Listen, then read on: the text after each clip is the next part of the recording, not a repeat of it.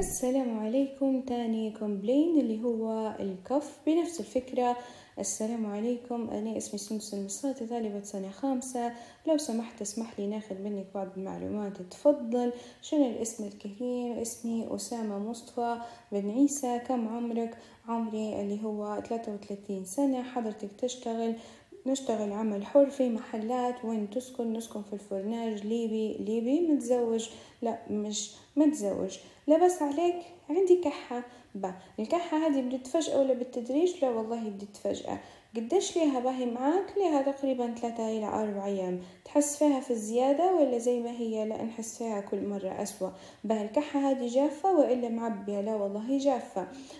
هل تحس فيها تزيد عليك لما تتعرض لغبرة، لدخان، لروايح، ملابس قطنية، حاجة زي هيك، يا صوف سوري باهي؟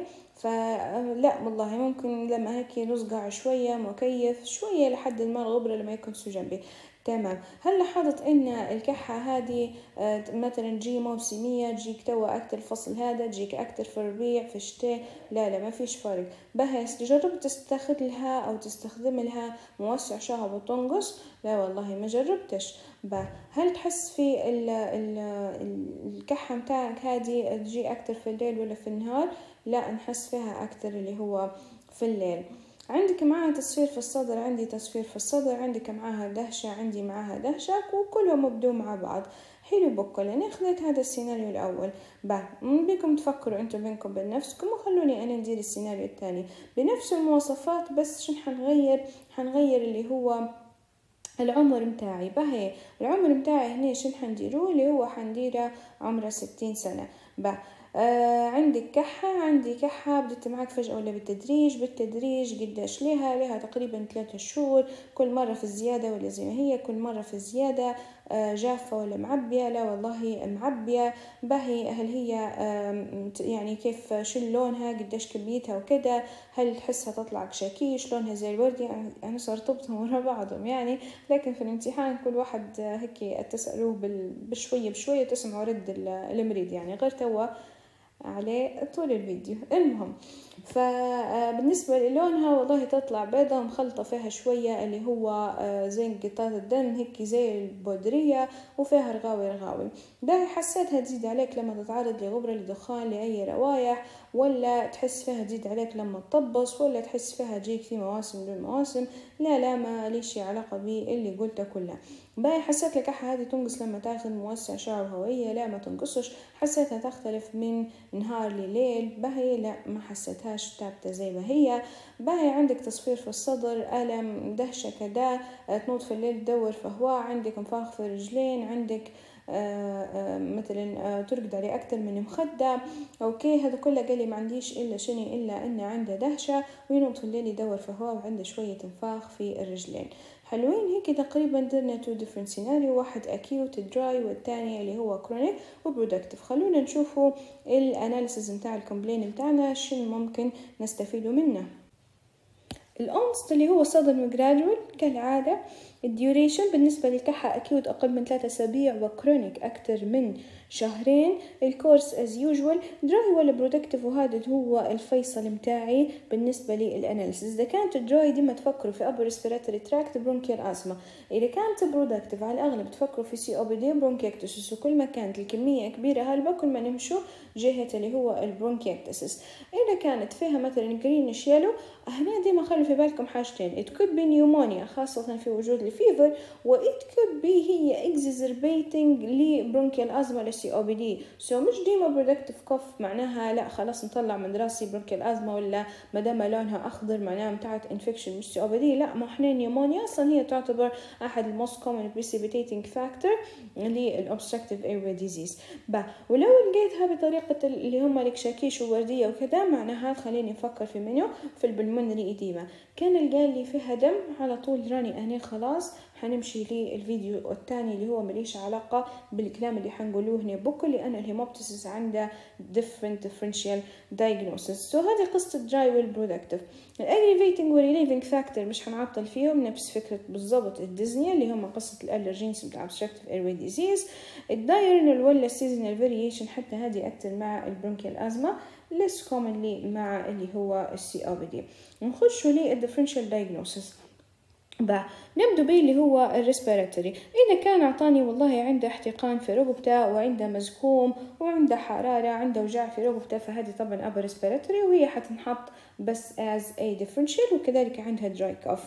الأزمة والسي أو بي دي والبرونكيكتسس نفس الفكرة، اللي هو يعطيني ترياد، الديزنيا والكف والويز. برونكيال أزمة هيستوري اوف اتوبي، يونج بيشنت، تكون دراي كف، لها علاقة بالرجينز وممكن تكون عندها سيزونال وعندها دايرنال فاريشن. سي او بي دي نبي مريضي كبير شوية، ممكن على الأغلب حيكون برودكتيف كف، ممكن يكون سبيوتم عادي اللي هو وايت لونه والكمية بسيطة مش هلبة، أو ممكن يكون جرينش إذا كان الاكزربيتنج فاكتور لها هي النيمونيا. البرونكيكتسس ديما المارك متاعها إن الكحة متاعتها معبية وكمية كبيرة وتزيد أكتر لما يطبص، وممكن لما نرجع به القدام لماضيه يقول لي راني أنا كنت نمرض هلبة وأنا صغير، أو ممكن حتى يقول لي راني أنا جايني اللي هو السل. هادو أكتر تو ريسك فاكتور associated مع البرونكيكتسس اللي على الأقل لمستوى سن 5 ممكن يعطيهم لنا بوزيتيف. بعدين الانترستيشال لونج ديزيز دراي كف. دراي كف بروجريسيف يعني كرونيك لمدة طويلة. نفكر في الانترستيشال لونج ديزيز و don't forget rheumatology as a disease as a drug والoccupational history. lung cancer والبلمونري tuberculosis هادو الزوز يلزمني اللي هما الجنرال symptoms fever fatigue الويت لوس واللي هو النايت سويتنج. اوكي.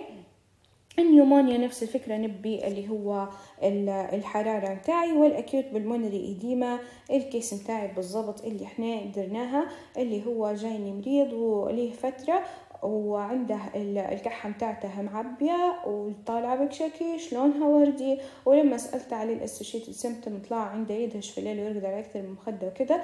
ولو نقدم به القدام في الهيستوري إلا لما يطلع لي نوع كيس اوف دايابيتس هايبرتنشن صايرت له قبل هيك ومركب دعامة والأخ. اوكي.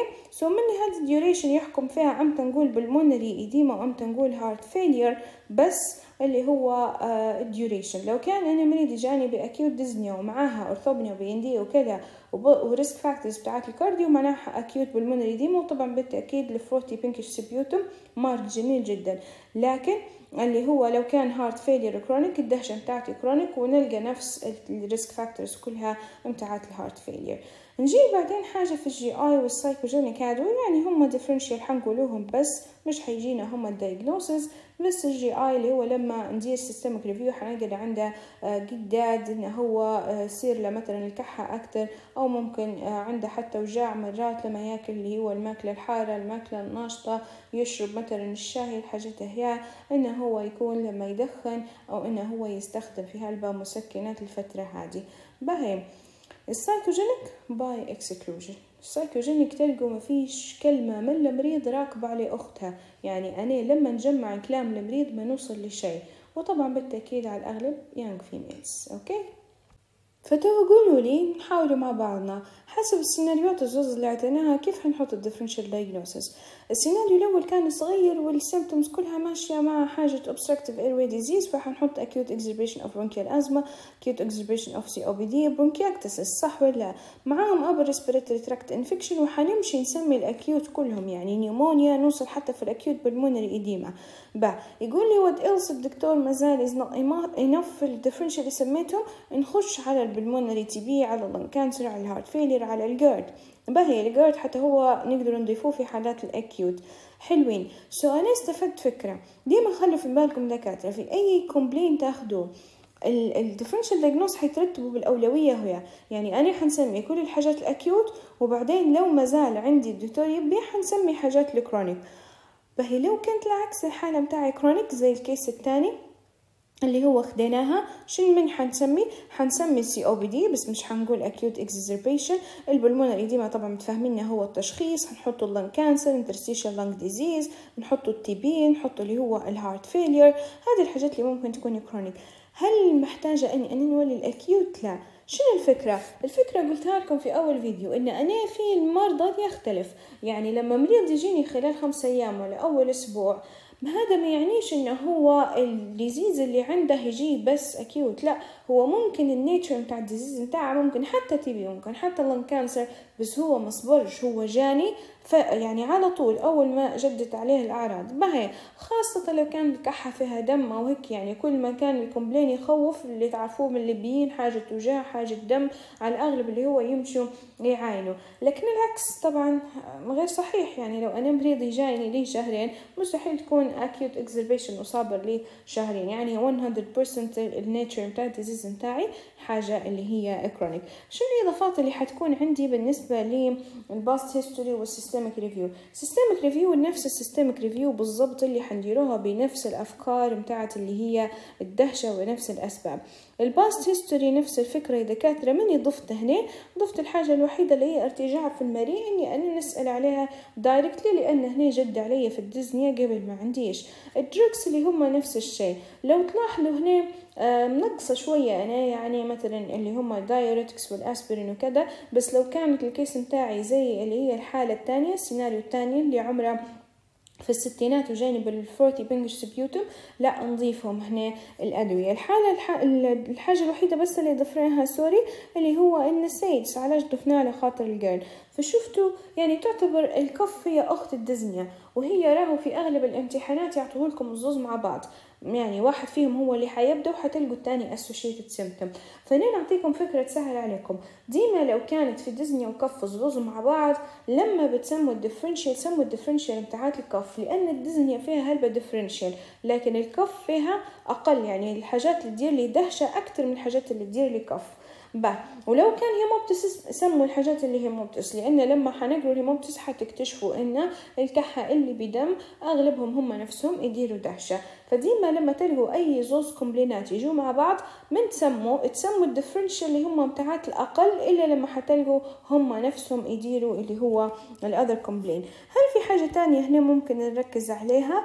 ايه اكيد في الفاميلي هيستوري نبي كونتاكت وذ تي بي بيشنت، نبي قصه اللي هو اللون كانسر مع كل الاسئله بتاعت الكرونيك إلس اللي انا حنسالها. في السوشيال هيستوري مهم جدا هنا قصه الانيمال كونتاكت. هل قلت ريسنت ترافل؟ هل قلت اني او سي بي؟ نو، يعني عادة الكف اللي هي حتكون دراي ولا برودكتيف مادام ما فيهاش دم. البلمونري امبوليز بنطلعها من راسي على طول. وين حنقراها؟ حنقراها في الهيموبتسس اللي هو على طول في الفيديو اللي بعده.